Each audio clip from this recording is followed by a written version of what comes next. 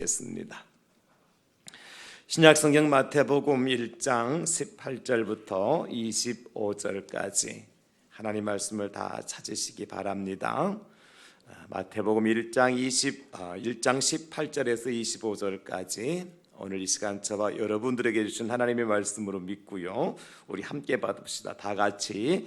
예수 그리스도의 나심은 이러하니라. 그의 어머니 마리아가 요셉과 약혼하고 동거하기 전에 성령으로 잉태된 것이 나타났더니 그의 남편 요셉은 의로운 사람이라 그를 드러내지 아니하고 가만히 끊고자 하여 이 일을 생각할 때에 주의 사자가 현몽하여 이르되 다윗의 자손 요셉아, 내 아내 마리아 데려오기를 무서워하지 말라.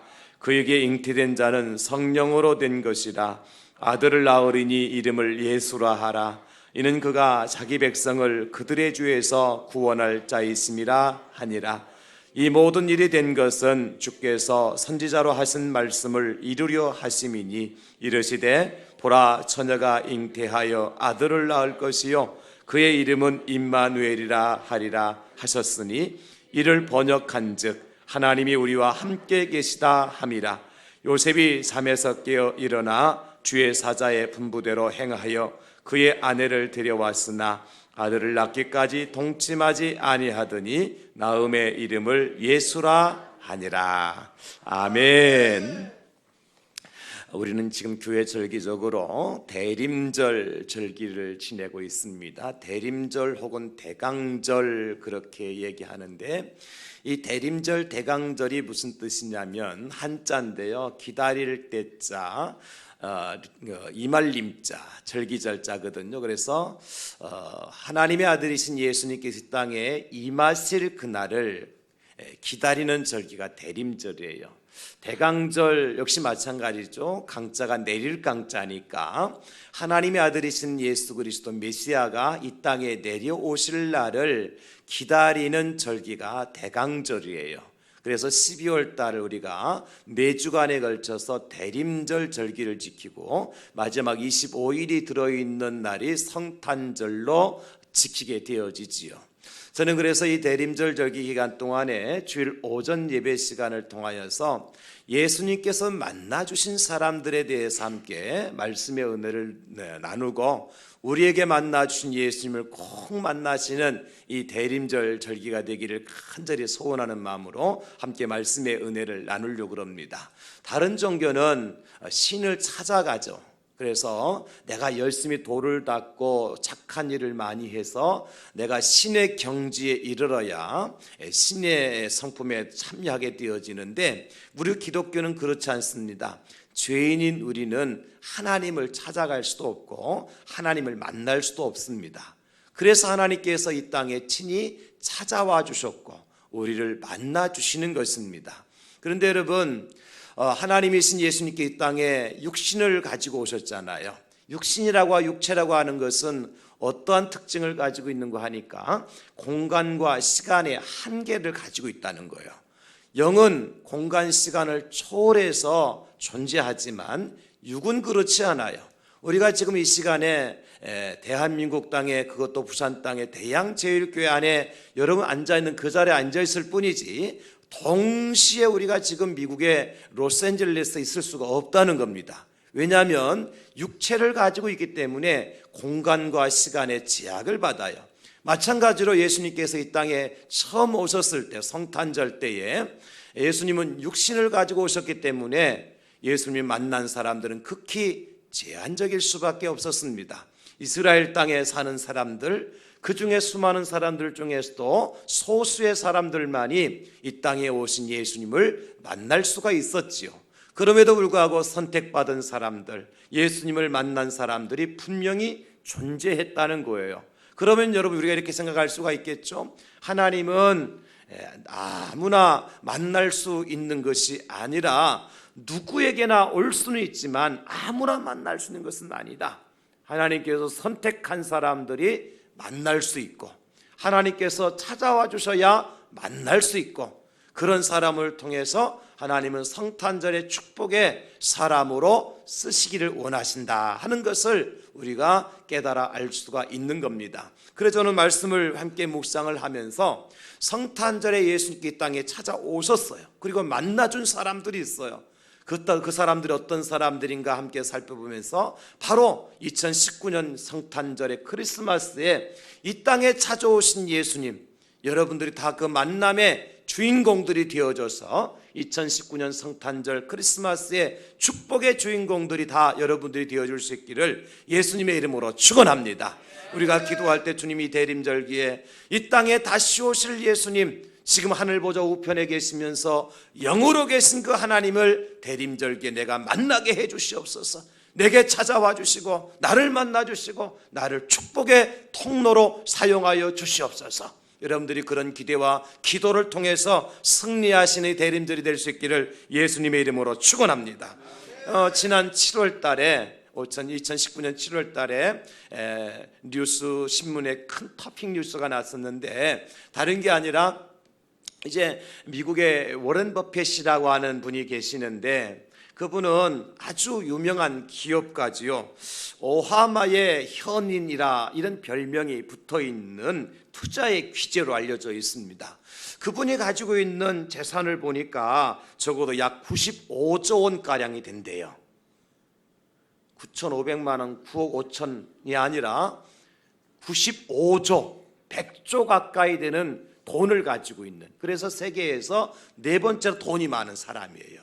근데 그 워렌 버핏이라는 사람을 만나서 점심 한 끼를 먹기 위해서 사람들이 줄을 서 있는 거예요. 왜냐하면 그분은 이제 투자의 귀재예요. 그분의 카운슬을 받으면, 상담을 받으면, 그분의 그 교훈을 받으면 뭔가 달라지는 거예요. 회사도 달라지고 인생 달라지는 거예요. 그래서 많은 사람들이 이제 그분과 점심 한 끼를 하기 위해서 줄을 서 있는데, 지난 7월 달에 저 중국의 이제 29살인 순위천이라고 하는 사람이 이제 그분과 점심 약속이 되어 있었어요. 29살의 청년, 중국의 사업가죠. 그런데 그분과 점심 약속을 하기 위해서는 기부를 해야 돼요. 돈을 기부를 해야 되는데, 기부한 사람들이 너무 많으니까 줄을 세워가지고 그 중에 추첨을 해요. 그래가지고 경매를 통해서 당첨이 되어지면 그 사람과 점심 한 끼를 하는 거예요. 워렌 버핏이 얼마를 이 사람이 기부하기로, 순위천이라는 사람이 기부하기로 작정을 하고 이제 워렌 버핏과 이제 점심 약속을 받았는 거니까 우리 돈으로 약 50억 원, 50억 점심 한 끼 하기 위해서 워렌 버핏과, 여러분 놀래지도 않아요. 요즘에 억이 많으니까 점심 한 끼 하는데, 그럼 식단이 어떻게 나오느냐? 한 5가지 종류의 음식이 나와요. 몇 가지요? 5가지. 그 가운데는 워렌 버핏이 아주 좋아하는 스테이크와 그리고 이제 그 체리콕이라는 음식을 포함해서 약 다른 거 3가지가 나오는 거예요. 그 5가지 반찬을 넣고, 음식을 넣고 워렌 버핏과 점심 한 끼 하는 거예요. 점심 한 끼. 점심시간에 잠깐 대화를 나누는 거예요. 하기 위해서 기부금을 얼마 냈는 거 하니까 50억을 내는 거예요. 그런데 그분 순위천이라는 사람뿐만 아니라 그 외에 줄 서서 많은 사람들이 이 워렌 버핏이라는 사람과 함께 식사 한 끼를 하기 위해서 50억, 30억, 40억을 약속하는 거죠.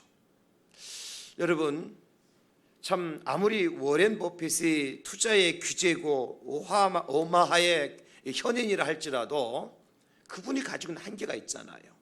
그분을 만난 사람 다 성공했느냐? 제가 통계를 보니까 그렇지도 않아요. 약 30% 정도는 성공을 해요. 한 70%는 망하거나 그대로예요. 그럼에도 불구하고 사람들이 수십억의 돈을 들고 기부를 한다고 그러면서 그분과 함께 식사하기를 원하는 거예요. 이것을 보면서 그러면 우리는 그 워렌 버핏과 비교도 할 수 없는, 온 우주 만물을 창조하시고 인생의 생사화복을 주관하시는, 우리를 살리기도 하시고 우리를 부하게도 하시고 우리를 능하게도 하실 수 있으신 그 하나님을 만나는 데 있어서 우리는 얼마만큼의 준비를 하고 있는가 라고 하는 것을 제가 잠시 한번 생각을 해보았어요.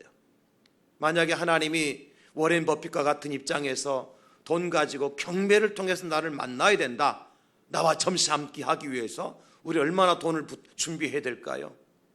온 천하를 다 준비해도 부족할 거예요. 그래서 하나님 우리를 너무너무 잘 아시는 거예요. 그래서 하나님께서 하나님을 만나는 방법을 정해주셨는데 이사야 55장 1절에 보니까 이렇게 기록을 해주고 있어요. 오호라 너희 모든 목마른 자들아 물로 나오라. 돈 없는 자도 오라. 너희는 와서 사 먹되 돈 없이 값 없이 와서 포도주와 젖을 사라.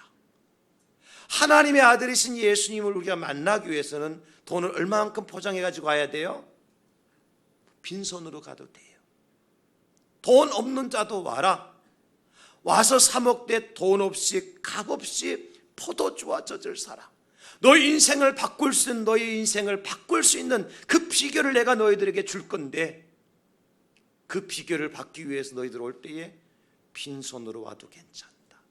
돈 가지고 사는 게 아니다. 그래도 사람들이 예수님께 와요 안 와요? 잘 안 와요. 그래서 하나님께서 택하신 또 하나의 방법이 있습니다. 그것이 무엇인가 하니까 하나님의 아들이신 예수 그리스도를 사람의 몸을 입고 이 땅에 보내어 주신 거예요.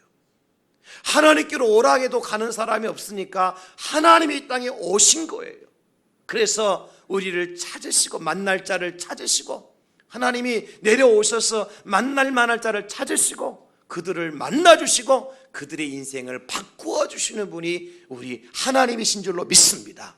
그래서 세상과 하나님과는 다른 거예요.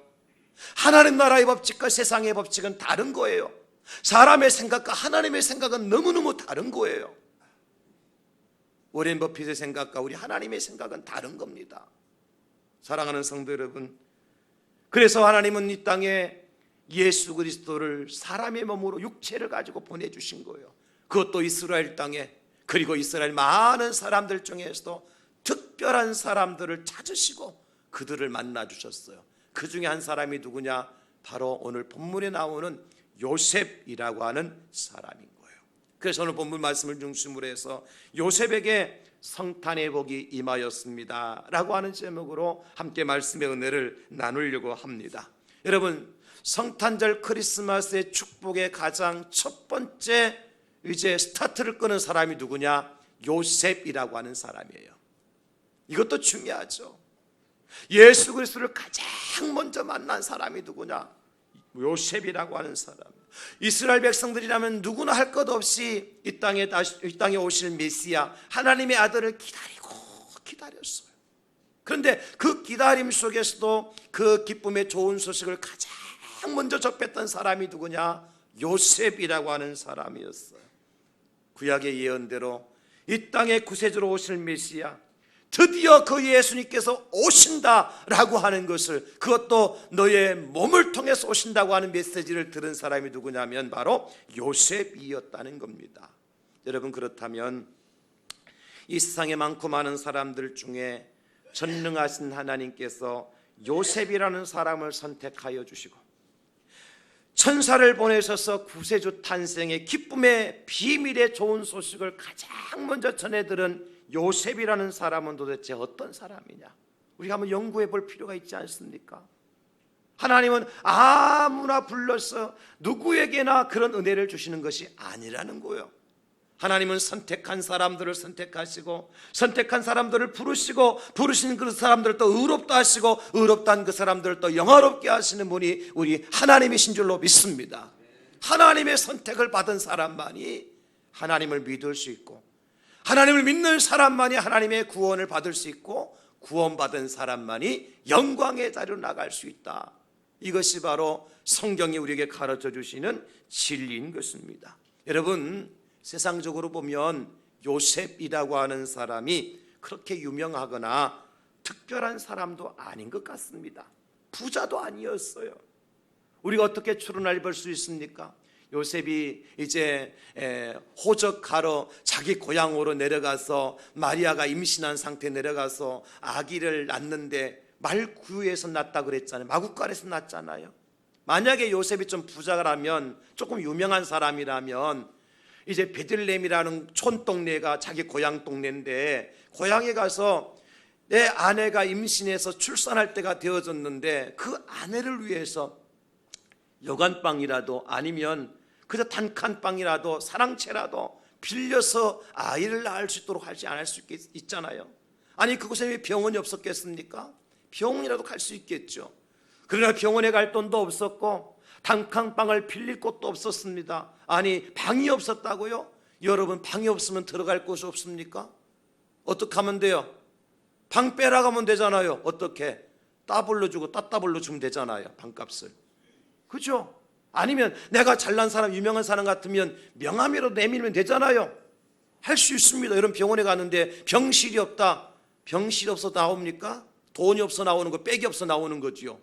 그 병원장에 가족일 같은 병실 없다고 그냥 내보내겠어요? 어떻게 해서라도 병실을 만들어서라도 병원에 입원시켜 주겠죠. 그러나 요셉이라고 하는 사람은 그런 게 없었다는 거예요 지금. 그러니까 당신의 사랑하는 아내가 임신했는데 그 아기를 출산해야 되는데 마구간에서 출산하게 되어지는, 아주 부자도 아니었고 유명한 사람도 아니었고 똑똑한 사람도 아니었던 것 같습니다. 촌동네 출신이었어요. 그런데 하나님은 성탄의 최고의 선물을 줄 사람으로 왜 하필이면 요셉이라고 하는 사람을 선택했느냐는 거예요. 적어도 사회적으로 이슈가 될 만한 사람을 선택할 수도 있잖아요. 그렇죠? 좀 돈 있는 사람 선택해서 예수님 좋은 곳에 출생할 수 있도록 하나님 못하실 분 아니잖아요. 하나님이신데. 그럼에도 불구하고 하나님은 왜 요셉을 선택하셨을까? 여러분 궁금하잖아요. 근데 그 궁금증이 오늘 말씀의 한 절 말씀을 통해서 우리에게 그 궁금증을 풀어주는 말씀이 있습니다. 여러분 성경을 보시면 19절 말씀입니다. 우리 함께 읽었습니다마는 다시 한번 읽겠습니다. 19절 시작. 그의 남편 요셉은 의로운 사람이라 그를 드러내지 아니하고 가만히 끊고자 하여. 여러분 그의 남편은 바로 마리아의 남편이죠. 예수님의 어머니였던 마리아의 남편, 이제 마리아와 약혼했던 남자 요셉이죠. 그 사람을 가리켜서 오늘 성경은 어떤 사람이라고 말하고 있습니까? 의로운 사람이라 그렇게 말씀하고 있습니다. 요셉은 의로운 사람이었습니다. 여러분 바로 이 한 구절의 말씀이, 이 한 단어가 의로운 사람, 헬라어로 디카이오스라고 그러는데 이 디카이오스라고 하는 이 의로운 사람이라고 한 단어가 우리의 모든 궁금증을 풀어주는 그러한 말씀인 것입니다. 요셉이라고 하는 이름의 원뜻이 뭐냐면 하나님께서 더하신다, 여호와께서 더하신다라고 하는 의미를 가지고 있어요. 여러분은 신구약 성경을 통해서 요셉이라는 사람 이름이 많이 나오잖아요. 그 대표적인 사람 중에 첫 번째 사람이 누구냐면 야곱의 12아들들 중에 하나였던 요셉입니다. 애굽의 총리가 되었죠. 그 다음에 오늘 본문이 나오는 이제 예수님의 육신의 아버지였던 요셉이 나오고요. 예수님께 십자가 달려 돌아가시고 난 다음에 빌라도 총독 앞에 가서 그 예수님 시체를 달라 그래가지고 자기를 위해서 판 무덤에 묻어두었던 사람이 누구냐면 바로 아리마대 사람 부자 요셉이었습니다. 자, 구약에 이제 야곱의 12아들들 중에 요셉이라고 하는 아들, 그리고 오늘 본문에 나오는 저 베들레헴 촌동네 출신의 요셉, 목수 요셉, 그리고 그 예수님께서 돌아가셨을 때에 그 십자가에서 예수 시체를 끌어내려서 세마포를 입히고 자기를 위해서 판 무덤 속에 두어 이제 예수님을 장사지냈던 요셉 어떻습니까? 모두가 다 인생에 뭔가 더하여 주시는 하나님의 은혜를 누렸던 사람들이죠.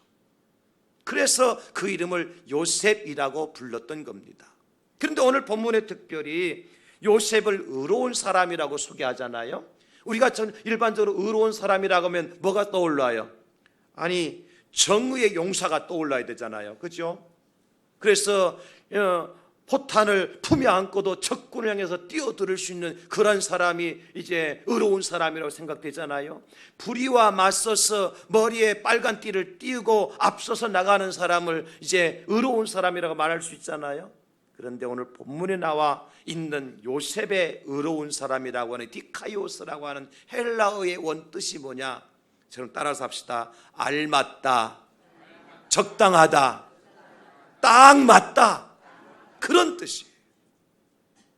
헬라 디카이오스라고 사용된 이 단어가 빨간 띠를 이마에 두르고 나가는 사람이 아니고 포탄을 품에 안고 적진으로 나가는 사람이 아니라 적당한 사람이요 알맞은 사람에 딱 맞는 사람이라.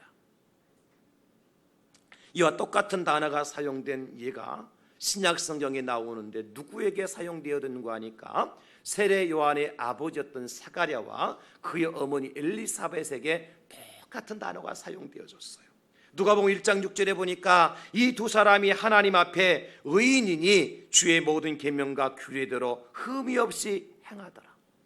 여기 여러분 이제 사가랴와 엘리사벳의 어떤 과격하고 정의로운 그런 모습이 보입니까? 안 보입니까? 없습니다. 다만 사가랴와 이제 엘리사벳 세례 요한의 아버지 어머니를 의인이라고 불렀던 이유가 뭡니까? 주의 모든 계명과 규례대로 흠이 없이 행하더라. 하나님께서 세례 요한 위대한 선지자죠. 구약의 마지막 선자의 신약의 이제 처음 선자 등장하는 세례 요한. 예수님보다 6개월 정도 일찍 오셔서 광야에서 외치는 자의 소리로서 예수의 길을 예비했던 사람 선지자 세례 요한. 그 세례 요한을 낳게 된 장본인이 누구냐면 사가랴와 엘리사벳인데 하나님은 그들을 향해서 의인이라 그렇게 불러주시더라는 거야. 세례 요한을 주시기에 합당한 사람이더라. 적당한 사람이더라. 그렇다면 여러분 오늘 크리스마스의 축복의 주인공이 될 수 있는 사람은 누구냐? 의인인데 요셉처럼 의인이라고 부름을 받은 사람인데 성경에는 누가 의인이라고 말씀하고 있습니까? 로마서에 보니까 주 예수 그리스도를 믿는 자가 의인이라고 말씀해 주고 있는 거예요. 믿는 자가 성탄절의 축복의 통로가 되기에 적당한 사람이고 알맞은 사람이라. 믿지 않는 사람에게는 성탄절과 아무런 관계가 없어요. 목사님 저 백화점에도 가니까 성탄절 캐롤이 나오고 성탄절 이게 트리도 만들어 놓고 했는데 무슨 말씀이? 그들은요 예수님과 아무런 상관이 없어요. 장사하기 위해서, 사업하기 위해서, 영업하기 위해서 하는 거지 이 땅에 메시아로 구세주로 오신 예수님과는 아무런 관계가 없어요. 그들은 성탄 크리스마스의 진정한 축복의 통로가 될 수 없는 겁니다. 돈 몇 푼 벌어서 부자가 될 수 있을지는 모르겠지만도 성탄절 특수를 누려가지고 얼마만큼 매출을 더 인상할 수 있을지는 모르겠지만 이 땅에 메시아로 오신 예수 그리스도를 품는 그 주님의 은혜로 구원을 받는 축복의 통로는 될 수가 없다는 거예요. 그런 축복의 통로를 하나님 어떤 사람으로 선택하십니까? 예수 그리스도를 구주로 믿는 의인들을 선택하신다는 거예요. 그렇다면 우리가 이렇게 얘기할 수 있잖아요. 저와 여러분들 예수님을 하나님의 아들 나의 구세주로 믿으시기를 바랍니다. 나는 예수님을 나의 구주 나의 하나님 믿으면 내가 누굽니까? 내가 의인이요. 내가 어떤 사람입니까? 크리스마스의 축복의 통로가 되기에 알맞은 사람이고 적당한 사람이다. 할렐루야. 이런 메시지가 오늘 담겨져 있는 거예요. 하나님 저 세상 밖에 있는 사람들에게 성탄절 노래를 부르라고 하신 것이 아니라 오늘 하나님의 성전에 나와서 하나님을 예배하는 저와 여러분들을 통해서 하나님께서 주신 성탄의 아름다운 노래와 즐거운 노래를 부르라고 이 자리에 불러주신 줄로 믿습니다. 우리는 2019년도 성탄절 크리스마스의 축복의 통로로 우리를 찾으시고 우리를 선택하여 주시고 우리를 이 자리로 인도해 주신 줄로 믿습니다. 우리가 의인이기 때문에 그런 거예요. 사랑하는 성도 여러분, 여러분 모두가 요셉처럼 의인으로 부르심을 받고 2019년 크리스마스 축복의 주인공들이 다 되어졌음을 믿고 하나님 앞에 영광을 돌려드릴 수 있기를 예수님의 이름으로 축원합니다. 날마다 하나님께 박수를 드려야 되고 찬송을 드려야 될 이유가 뭐냐면 하나님 나 같은 죄인을 사랑하셔서 의인으로 불러주시고 크리스마스의 진정한 축복의 통로로 나를 불러주셔서 감사합니다. 여러분 그렇게 우리가 찬송할 수가 있는 거예요. 그렇다면 여러분 도대체 요셉은 어떤 사람이었기에 의인으로 불러주셨느냐? 오늘 본문을 통해서 세 가지를 우리에게 가르쳐 주세요. 첫 번째는 뭐냐면 요셉은 온유한 사람이었습니다. 온유한 사람. 그것을 어떻게 알 수 있습니까? 오늘 본문의 19절에 보니까 우리가 읽었습니다마는 그의 남편 요셉은 의로운 사람이라 그를 드러내지 아니하고 가만히 끊고자 하여. 이게 무슨 얘기냐면 요셉이 마리아와 약혼은 했습니다. 그러나 아직 결혼하기 직전인 거예요. 부부로 살아가기로 약속은 했지만 아직 부부가 된 것은 아니에요. 그래서 왜냐하면 이들은 이제 처녀와 총각이 만나서 결혼하기로 작정하고 결혼을 해야 부부의 관계를 갖게 되어지고 그 관계를 통해서 아이를 낳을 수가 있잖아요. 그런데 아직 마리아와 요셉은 동침하기 직전에 있었던 일인 거예요. 그런데 자기가 사랑하는 약혼녀 마리아에게 어떤 일이 생겼어요? 임신하는 일이 생겼어요. 임신하는 일이. 여러분 생각해 보세요. 아니 요셉의 일이니까 그냥 그렇거니라고 생각하지 말고 내가 만약에 요셉의 입장에 있었다면 나는 어떻게 했을까? 여러분이 사랑하는 남편이 아직 결혼도 하기 전에 누군가 저쪽에 이상한 남편 얼굴 비슷한 사람 애를 데리고 왔다. 아이고 잘 데려왔다고 나도 수고하지 않고 애를 놓게 해서 고맙다고 얼른 맞이할 부인이 어디 있습니까? 아니 그거는 그렇다 하더라도 내가 사랑하는 이제 아내 될 신부가 될 처녀가 내가 분명히 잠자를 함께 하지 않았는데 아이를 임신하고 돌아왔어요. 아이고 뻥튀기 해갖고 돌아왔다고 환영하고 잔치 벌려줄 남편이 어디 있습니까? 어떻게 해요? 당장 갈라서자 그러겠죠. 그냥 갈랐습니까? 여러분 유대인들은 율법이에요. 유대인들은요 혼전순결을 철저하게 지키는 사람들이에요. 혼전순결을. 결혼 전에는 절대로 남자 여자가 동침하지 않습니다. 법으로 정해져 있어요. 그래서 만약에 혼전에 이런 일이 벌어지게 되어지면 간음한 죄를 지었다고 그래서 사람들이 돌을 들어서 그를 쳐 죽여도 상관없어요. 돌을 들어 쳐 죽이도록 만들어놔. 율법이 그래요. 그러면 오늘 마리아는 어떤 입장에 되어 있는 거예요? 돌 맞아 죽어야 돼요. 근데 요셉이 그렇게 했습니까? 안 했습니까? 오늘 말씀해 보니까 가만히 끊으려. 가만히라고 하는 것은 비밀스럽게 그런 의미를 가지고 있는 거예요. 누구에게도 말하지 않는 거예요. 우리 부모님에게도 말하지 않고 형제에게도 내 가장 가까이 지는 친구에도 이 말을 하지 않는 거예요. 가만히 비밀스럽게 지도 새도 모르게 그냥 조용히 일을 해결하려고 그러는 거예요. 뿐만 아니라 끊으려 함이라 끊다고 하는 것은 놓아주다 자유롭게 하다 그런 의미를 가지고 있는 거예요. 그러니까 마리아들 마음이 편하겠습니까? 물론 하나님께서 마리아에게 성령으로 잉태된 아들이 예수라는 것을 가르쳐 주셨지만 그럼에도 불구하고 남편에게 떳떳하게 하서 이 말 할 수 있겠어요? 못하죠. 그런데 그 마리아의 마음에 조마조마하고 남편을 위해서 미안하고 죄송스럽고 죄인처럼 앞서지 못하는 그런 마리아를 어떻게 하고 싶어요? 자유를 주고 싶어 하는 거예요. 누가요? 요셉이라고 하는 사람이. 그래서 여러분 요셉을 가리켜서 온유한 사람이라고 이야기하는 것입니다. 여러분 온유라는 것이 무엇입니까? 온유라고 하는 것은 겸손을 말하는 것이고 모든 것을 품을 수 있는 온화한 마음을 온유라고 얘기하는 거예요. 지금 이 시대가 너무나도 거칠고 사납잖아요. 조그만 말만 해도 상처가 받고 아주 사사로운 일 때문에 싸우고 다투고 생명까지 끊고 끊는 그런 아주 극단적인 사회생활을 우리가 하고 있지 않습니까? 온유한 모습을 찾아볼 수가 없어요. 안타깝죠. 예수님 믿는 사람도요 얼마나 성질이 독한지 몰라요. 얼마나 성질이 독한지 몰라. 조그만 걸 못 참아요. 그냥 당장 나가다가요 서로 부딪혀 보세요. 얼굴 째려보면서. 아니 교회당 나가기 전에 통로서 하나 일어나는 일이에요. 눈이 없나 눈이 뒤통수에 달렸나 말은 안 하지만 그 표정 보면 알잖아요. 식당에서 줄을 서 누가 새치게서 먹어요. 그럼 뭐라 그래요? 누구는 안 바쁜 줄 아느냐고.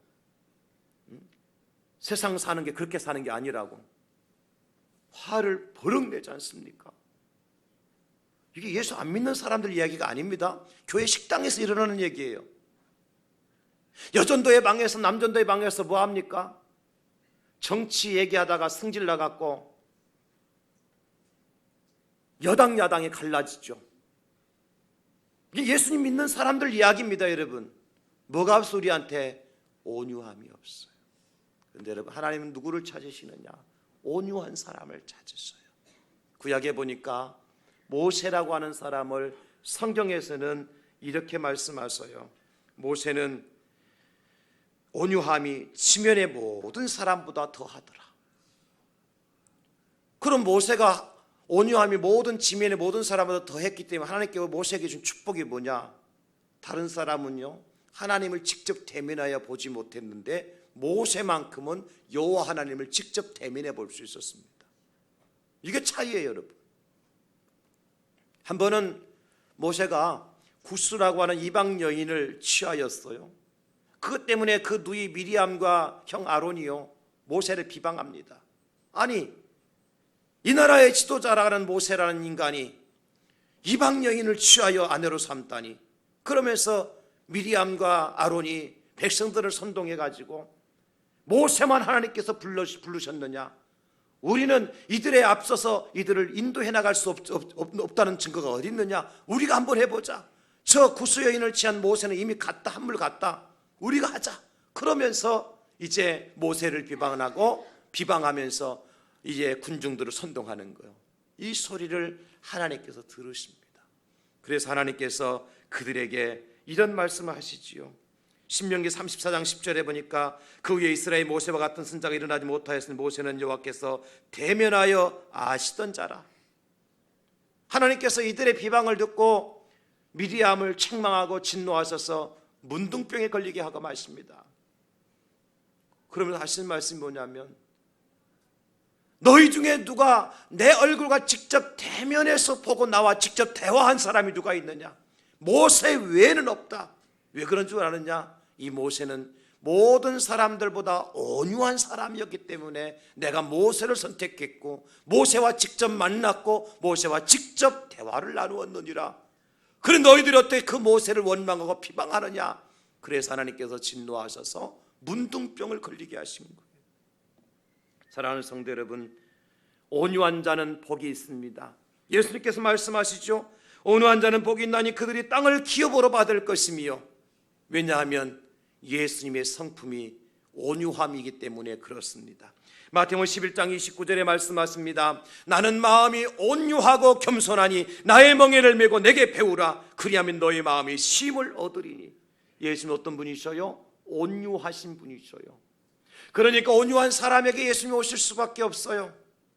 온유한 사람, 온유하신 예수님을 만날 수밖에 없습니다.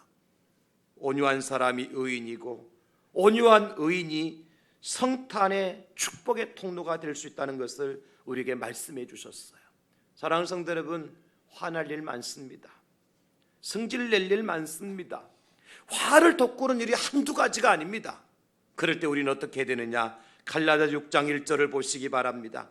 형제들아, 사람이 만일 무슨 범죄한 일이 드러나거든 신령한 너희는 온유한 심령으로 그러한 자를 바로잡고 너 자신을 살펴보아 너도 시험을 받을까 두려워하라. 어떤 사람까지도요 죄를 지은 범죄한 일이 드러날지라도 우리는요 죄 지은 거 드러나지 않아도 막 정죄하고 판단하고 칼로 무자르듯이 잘라버리잖아요. 그런데 범죄한 사실이 드러났다 할지라도 하나님의 교회에서는 어떻게 하라는 거예요? 온유한 심령으로 그를 바로잡아라. 죄를 용납하라는 말씀이 아닙니다, 여러분. 그 죄를 다스리되 범죄를 다스리되 어떻게 다스려야 되고요? 온유한 심령으로 다스리라는 거예요. 왜? 나도 그렇게 죄를 지을 수밖에 없는 연약한 인생이잖아요. 교도소에 있는 감옥 안에 있는 사람은요 죄를 짓고 발각이 되고 발견이 되고 범죄가 드러나서 감옥에 있는 것이고, 우리는 감옥 밖에 있지만 교도소 밖에 있지만 우리도 죄를 지었지만 그 죄가 발견되지 않고 지적되지 않고 발각되지 않아서 교도소 밖의 죄인으로 우리가 살고 있잖아요. 여러분 그렇잖아요. 교도소 안의 죄인이나 교도소 밖의 죄인이나 다를 바가 뭐가 있어요? 이 강단에 서 있는 장목사나 교도소 안에 있는 죄인이나 다를 바가 아무것도 없습니다. 저도 죄를 지었지만 발견되지 않고 발각되지 않고 지적되지 않았기 때문에 감옥에 들어가지 않은 것뿐이고, 그들은 세상 말로 재수 없어서 걸려서 지적돼서 발각돼서 감옥으로 들어갔을 뿐이고, 우리가 다 똑같은 죄인이거든요. 그러니까 우리가 우리 앞에 죄를 범죄가 드러난 사람들 향해서 손가락질하고 정죄하고 판단하고 그런 것이 아니라 어떻게 해야 돼요? 온유한 심령으로 그러한 자를 바로 잡고 너 자신을 살펴보아라. 여러분, 이것이 온유한 사람의 모습인 거예요. 사랑하는 성도 여러분, 참 화낼 일 많잖아요. 화를 낸다고 다 장사가 아니에요. 온유한 자가 이기는 겁니다. 온유한 자를 통해서 하나님께서 성탄의 축복의 통로로 사용하신다고요. 오늘 요셉은 가만히 끊고자 하여서 비밀리 모든 것을 다 정리하고 마리아에게 자유를 주고 싶어 했어요. 오늘 요셉의 마음이 저와 여러분들의 마음이 되어지고 우리 예수님의 마음, 온유한 마음을 우리가 품고 크리스마스의 진정한 축복의 통로들이 다 될 수 있기를 예수님의 이름으로 축원합니다. 두 번째, 요셉 어떤 사람이냐? 순종의 사람이었어요. 하나님께서 주의 사자를 통해서 요셉에게 하신 말씀, 요셉은 그대로 실천합니다. 오늘 1장 24절에 보면 무슨 말씀이 나옵니까? 요셉이 잠에서 깨어 일어나 주의 사자의 분부대로 행하여 그의 아내를 데려왔으나, 주의 사자, 천사가 요셉에게 명령한 대로 행하여. 아니, 요셉이라고 성질 없겠습니까? 생각이 없겠습니까? 그래도 하나님, 그렇지요, 내게 생각할 여유 좀 주세요 라고 할 수 있겠죠. 그러나 요셉은 주의 사자가 말씀하신 대로 그대로 행하였어 아내를 데려왔어요. 뿐만 아니라 이제 예수님의 아들을 낳을 때 그 이름을 누구라고 지으라고 천사가 말씀하셨어요? 예수라고 지으라고 하셨어요. 그랬더니 요셉이 어떻게 했습니까? 25절, 아들을 낳기가 동침하지 아니하던 나음의 이름을 예수라 하니라, 그렇게 말씀해 주고 있어요. 하나님이 이름을 지으란 그 이름으로 짓는 거예요. 승질 날 때가 있어요. 저한테 이름 줘달라고 와가지고 이름 줘주니까 다른 이름 들고 가는 사람이 있어요. 되게 승질 나요. 아니, 지어달라고 얘기를 하지 말든지. 제가 이름을 굉장히 많이 줘줬어요. 장명서를 차려서 제가 부자가 됐을 거예요. 하나님께서 예수라 하라 그러니까 예수라고 이름을 짓는 거예요. 또 이제 이 애굽 왕이요, 이스라엘 다스리는 이제 헤롯 왕이 어떻게 해요? 그 땅에 이스라엘 왕이 났다 그러니까 화가 나가지고 그 왕을 찾아서 아기 예수를 찾아 죽이려고 그러잖아요. 그 사실 밤중에 또 하나님께서 요셉에게 말씀하셔서 그 아기를 데리고 이제 애굽으로 내려가라고 그래요. 애굽으로 내려가라고. 요셉이 핏덩이에 묻은 그 아이를 강보에 싸서 그 아이를 데리고 애굽으로 내려갑니다. 애굽에 내려가서 생활하다 보니까 그 왕이 죽었대요. 통치하는 왕이 죽었대요. 그러니까 다시 이스라엘 예루살렘 돌아가라 그러니까 또 요셉은 그 아이를 데리고 예루살렘으로 이슬러 돌아와요. 요셉은 하나님께서 말씀하시는 대로 주의 사자를 통해서 분부하신 대로 행한 순종의 사람이었습니다. 사무엘 선지자는 사울 왕을 향하여서 무엇을 말씀해 주고 있는 거 아니까 순종이 제사보다 낫다고 말씀하시더라고요. 사무엘상 15장 22절에 사무엘이 이르되 여호와께서 번제와 다른 제사를 그의 목소리를 청종하는 것을 좋아하신 것 같이 좋아하시겠나이까? 순종이 제사보다 낫고 듣는 것이 순양의 기름보다 나으니, 그렇게 말씀해 주고 있어요. 뭐가 순종입니까 여러분?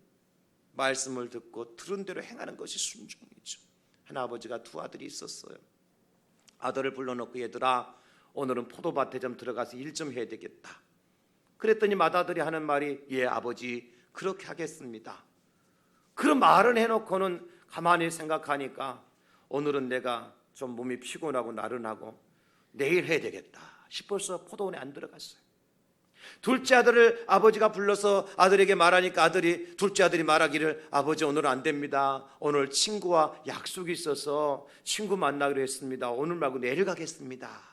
그래놓고 아들이 친구 만나러 가다 가만히 생각하니까 아버지께서 말씀하신 것을 내가 지키지 않고 친구 만나러 간다는 것이 좀 부끄러운 것 같아. 그래서 서너 발짝 떼다가 다시 집으로 들어가서 작업복으로 갈아입고 포도원에 들어갔어요. 예수님께서 비유를 하신 말씀이에요. 이 두 아들 중에 누가 아버지의 뜻대로 순종한 아들이겠느냐? 누굽니까 여러분? 맏아들입니까? 둘째 아들입니까? 예라고 대답은 했지만 포도원에 들어가지 않은 맏아들이 순종한 겁니까? 아버지 안 되겠습니다라고 얘기했지만 후회하고 회개하고 돌이켜서 밭에 들어간 둘째 아들이 아버지 말에 순종한 사람입니까? 우리가 할 수 있다면 예하고 밭에 들어가면 너무너무 좋겠지요. 그렇지 못할지라도 아버지의 말씀대로 밭에 들어간 둘째 아들이 순종한 아들이죠. 말씀을 많이 듣고 여러분, 믿음 생활은 말로 하는 것이 아닙니다. 신앙 생활은 말로 하는 것이 아니에요. 사랑도 말로 하는 것이 아니잖아요. 말로 아무리 사랑한다 수천 번 수만 번 고백해도요, 마음이 가지 않고 행동이 따라가지 않는 것은 진정한 사랑이 아닌 것입니다. 신앙생활도 마찬가지죠. 우리가 하나님의 교회 와서 말씀을 듣고 아멘 아멘 그 말씀이 맞습니다, 옳습니다, 천번 만번 오르시고 지당하신 말씀입니다, 아무리 마음판에 새겨도 그 말씀 가지고 세상에 나가서 말씀대로 살아가지 않는다면 그것은 진정한 그리스도인이라고 말할 수가 없는 거예요. 성경에 말씀하시기를 내 부모를, 내 주 안에서 내 부모를 공경하라고 말씀하셨는데 아멘 맞죠. 주님 부모 안에 부모를 공경하는 것이 맞죠. 집에 들어가서는 공경하는 것이 아니라 공격하는 아들은 말씀대로 사는 아들이 아닌 것입니다. 내 이웃을 네 몸처럼 사랑하라 하셨는데 하나님께서 말씀하신 걸 듣고 그래 원수까지 사랑해야 되지, 마음은 결단하고 돌아갔지만도 원수 만나는 순간 뒷꼭지가 팽 돌아가지고 싸우고 이빨 부러지도록 싸우고 다투고 감옥에 가둬두는 사람은 절대로 하나님 말씀대로 사는 신앙인이 아니지요. 하나 어떤 사람을 통하여서 성탄절의 축복의 통로로 사용하기를 원하십니까? 말씀대로 순종하는 사람을 통해서. 여러분, 그것을 지켜 행하기가 쉽지가 않을 겁니다.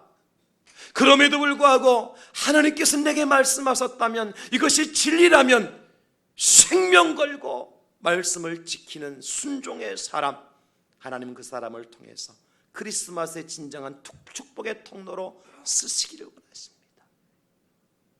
말씀을 듣고 행한 자가 복이 있는 사람입니다. 사랑하는 성도 여러분, 우리가 얼마나 많은 말씀을 알고 있느냐가 중요한 게 아니에요. 성경 66권을 딸딸 외워도 여러분 그 말씀대로 살지 못하면 아무 소용이 없습니다. 그러나 성경 66권 중에 단 한 구절, 그 중에 단 한 단어밖에 몰라서 그 단어, 그 말씀 붙들고 살아가는 사람이, 그 사람이 진정으로 복이 있는 사람이죠. 오늘 하나님께 우리에게 무엇을 말씀하고 계십니까? 우리에게 들려주신 하나님의 말씀, 우리가 눈으로 읽고 묵상했던 하나님의 말씀, 그 말씀대로 행하고 순종하는 사람이 2019년 크리스마스 축복의 통로가 될 수 있다, 그것을 말씀해 주고 있습니다. 오늘도 이 말씀 붙들고 나가 순종의 삶을 살아가는 저와 여러분 될 수 있기를 예수님의 이름으로 축원합니다. 요셉이 그런 복을 받았던 거예요. 그래서 의인인 거예요. 마지막 세 번째, 요셉은 어떤 사람이었느냐? 요셉은 인내의 사람이었습니다. 온유한 사람 요셉, 순종의 사람 요셉, 인내의 사람 요셉이 곧 의인이라 부름을 받았던 것입니다. 오늘 본문 1장 25절에 보니까 아들을 낳기까지 동침하지 아니하더니 그랬습니다. 이미 마리아는 버린 몸이라고 생각했더라면 요셉이 함부로 할 수 있었을 겁니다. 그러나 요셉은 하나님 말씀대로 끝까지 자기 자신을 지켜요. 끝까지 정결을 지켜요. 인내했어요. 참아 기다렸어요. 지금 시대가 너무 거친 시대라 그랬잖아요. 잘 참지를 못해요. 그 말 한마디에 핑 돈다니까요. 제가 이 말씀을 묵상하면서 가정에서도 마찬가지겠다. 부부지간에도 우리가 조금만 참으면, 얼만큼만 참으면요, 조금만 참으면, 그 조금이라는 것이 말 한마디 차이예요. 말 한마디 차이, 음성의 한 옥타브 차이예요. 무슨 얘기인 줄 아십니까 여러분? 내가 다툴 때도 싸울 때도 있지요. 있는데 뭘 지켜야 돼요? 선을 지켜, 마지막으로 선을 지켜야 돼요. 그 선 넘어가면 끝나는 겁니다. 내가 해야 될 말에 선을 넘어가면 끝나는 겁니다. 내가 해야 될 목소리의 톤을 한 단계 넘어가면 끝나는 것입니다. 화를 내더라도 여러분 솔 음 밑으로 화를 내세요. 도레미 파까지만. 솔 넘어가면 그때부터 그냥 깨지고 부서지고 난리가 나는 겁니다. 그걸 넘어서면 안 돼. 그 선이 있어, 선. 아니, 지난 주간에 보니까 뉴스에 우리나라 대그룹의 회장이 이제 이혼 때문에 난리가 났더라고요. 지금까지 옛날에 불륜 관계로 인해서 혼에 자녀가 있다 그래가지고 그 부인이 그래도 우리 가정을 지켜야지 그러면서 참고 견뎌오다가 결국은 이혼 소송을 했어요. 위자료가 3억이라네요. 위자료뿐만 아니라 그 남편이 가지고 있는 기업의 이제 주식을 자기한테도 기여도에 따라서 분배달라는데 얼마냐니까 1조 4천억이에요. 제가 이것을 보면서 그래, 적어도 이 정도 되면 이혼할 수 있겠다. 여러분, 1조 4천억 정도 받을 수 있으면 이혼하십시오. 그러나 1조 3,999억 원 되더라도 절대 이혼하려고 이거 선 넘어가면 안 돼요. 우리 교회에 이혼할 만한 능력 있는 몇 분 계실지 모르겠네. 지켜야 될 선이 있는 거예요. 그래서 인내는 쓰다 그러나 그 열매는 달다 그러잖아요. 참고 견디는 자를 하나님 쓰십니다. 우리나라 유명한 가정사역자이신 목사님께서 쓴 책 제목이 아들아 1미터만 더 파보렴이라고 하는 책이 있습니다. 요즘에는 책 이름도 함부로 말 못한다네요. 저자도 함부로 말 못하고. 제가 엊그저께 CTS 방송 가서 누군가의 책 이야기를 하다가 그 PD로부터 그 얘기를 들었어요. 걸린대요, 이것도. 진짜 큰일 났어요. 그래서 제가 그분의 책 이름은 얘기했지만 저자 이야기는 안 합니다. 그 책에 왜 그분이 아들아 1미터만 더 파보렴이라는 책이 어떻게 나왔느냐 하면 아들이 저 미국에 유학을 갔어. 수천 킬로미터 이제 외국 타국 땅에 있는 아들을 향해서 아버지가 메일을 쓰고 문자를 주고 편지를 쓴 내용을 책으로 엮은 거예요. 근데 그 아버지가 그 책을 쓸 때 동기가 있었어요. 어디서 예를 들었는데 한 광산업자가 이제 광맥을 찾아서 이제 산을 채굴을 하기 시작하는데 계속 파고 들어가도 이 금맥이 나오지 않는 거예요. 그래서 폐광을 시켜버렸어요. 다른 사람 팔았어요. 그런데 그 폐광을 산 사람이 다시 그 무너진 갱도를 다시 뚫고 그 마지막까지 가서 1m 딱 들어가니까 광맥이 시작되는 거야. 1m를 참지 못해서 1m를 더 가지 못해서 금맥을 포기한 사람이 있는가 하면 1m를 더 갔기 때문에 더 참고 기다리고 인내했기 때문에 금맥을 발견한 사람이 있다는 것을 깨닫고 그분이 자기 아들한테 그런 얘기를 해주는 거예요. 여러분, 우리는 1m만 참으면 돼요. 1m만 더 가면 된다니까요. 2019년도 우리가 새해를 시작하면서 하나님 앞에 많은 기도의 제목들을 가지고 오셨을 겁니다. 하나님 2019년에 내 아들, 딸들에게 우리 가정에, 우리 집에, 우리 사업장에, 우리 교회에 이런 복을 주시고 이런 은혜를 주시고 이런 역사가 일어나게 해 주시옵소서. 그런데 2019년도 오늘이 12월 오늘 며칠입니까? 8일까지 왔는데 아무 변화가 없어. 그럼 취소하고 포기하고 내려놔야지요. 인내의 사람은 그렇지 않습니다. 저 아프리카 사람들이 기도만 하면 비가 와요. 신기하죠. 물어봤어요. 어떻게 당신들은 기도만 하면 비가 옵니까? 그랬더니 그들이 하는 말이 뭔지 아세요? 우리는 비가 올 때까지 기도합니다. 단순한 거예요. 인내하고 참고 기다린 자가 축복의 통로가 될 수 있다는 겁니다, 여러분. 여러분의 가정에 아직도 성숙하지 못한 자녀들 때문에 아파하고 있습니까? 힘들어하고 있습니까? 우리가 뭐 해야 됩니까? 인내해야 되는 거예요.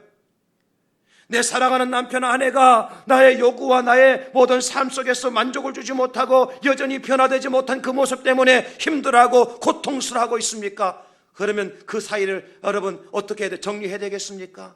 참고 기다리고 인내하는 자가 열매를 따게끔 되어 있는 거예요. 우리 주님 이 땅에 다시 오십니다. 누가 만날까요, 여러분? 이 땅에 초림하셨던 예수님을 인내하고 기다렸던 요셉이 만났던 것처럼 이 땅에 다시 오실 예수 그리스도, 재림의 주 예수 그리스도를 누가 만날 수 있을까요? 야고보서 5장 7절로 8절에 이렇게 말씀해 주고 있습니다. 그러므로 형제들아, 주께서 강림하시기까지 길이 차보라. 보라, 농부가 땅에서 나는 귀한 열매를 바라고 길이 참아 이른 비와 늦은 비를 기다리나니 너희도 길이 참고 마음을 굳건하게 하라. 주의 강림이 가까우니라. 인내하는 자가 축복의 통로가 될 수 있습니다. 예수님을 안았고 예수님 맞았던 사람들 중에 인내하고 기다린 사람들이 있었습니다. 바로 의롭고 경건해서 이스라엘을 기다렸던 예루살렘의 시므온과 같은 사람이에요. 성령께서 그 여인에게 말씀하십니다. 네가 이 땅에 메시아로 오실 주를 보기 전에 너는 절대로 죽지 아니할 것이다.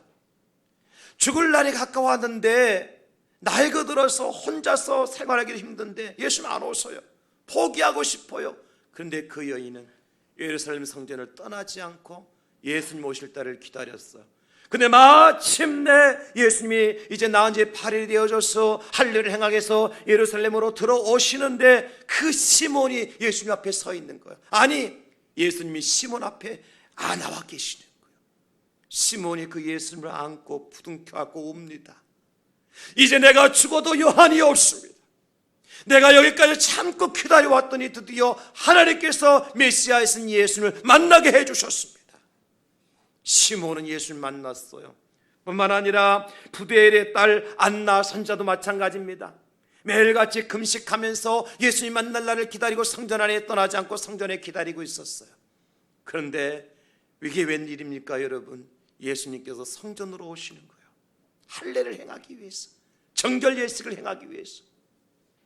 안나가 그 예수님을 보고 하나님 앞에 감사 기도를 드립니다. 하나님, 내가 이제 눈을 감아도 여한이 없습니다. 하나님이 기다리라고 해서 내가 금식하며 기다렸더니 드디어 마침내 내가 예수님을 만나게 되었습니다.